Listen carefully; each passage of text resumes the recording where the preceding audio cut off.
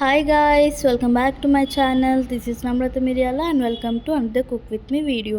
మీరు చికెన్ ఎప్పుడు రొటీన్గా చేసేసుకుంటున్నారు, కొంచెం కొత్తగా కావాలి అండ్ చికెన్ ఫ్రైలా ఉండాలి, అలాగే కలుపుకోవడానికి గ్రేవీ ఉండాలంటే these recipes for you guys. మీరు తీసుకున్న చికెన్ని మంచిగా వాష్ చేసి పక్కన పెట్టేయండి. ఆ తర్వాత ఒక కడాయి తీసుకొని దాంట్లో ఆయిల్ వేసేసాక, ఆయిల్ హీట్ అయ్యాక మనం మస్టర్డ్ సీడ్స్, జీరా వేయాలి.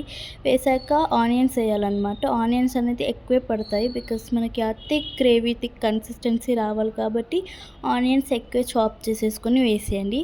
ఆ తర్వాత ఆనియన్స్ పింకిష్ అయ్యాక మన గ్రీన్ లీవ్స్ ఉంటాయి కదా, పుదీనా, కొత్తిమీర, కరివేపాకు, ఇవి కూడా యాడ్ చేసేసుకొని మంచిగా కలిపాక మనం వాష్ చేసి పెట్టుకున్న చికెన్ని యాడ్ చేయాలన్నమాట. మేమైతే 1 kg క్వాంటిటీ తీసుకున్నాము, దానికి తగ్గట్టే ఆనియన్స్ కూడా తీసుకున్నాం అన్నమాట.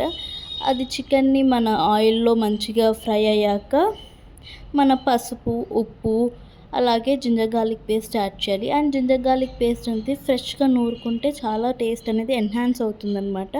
ఆ తర్వాత మంచిగా మిక్స్ చేసేసుకొని పెప్పర్, కారం, ధనియా పౌడర్ అండ్ చికెన్ మసాలా కూడా యాడ్ చేసేసుకొని మంచిగా కలుపుకోవాలన్నమాట. మంచిగా కలుపుకున్నాక మన గ్రీన్ లీవ్స్తో గార్నిష్ చేసేసుకోవాలి. అండ్ పుదీనా కూడా మస్ట్ గైస్. పుదీనా అనేది మన చికెన్ కర్రీని టేస్ట్ని ఇంకా ఎన్హాన్స్ చేసేస్తుంది.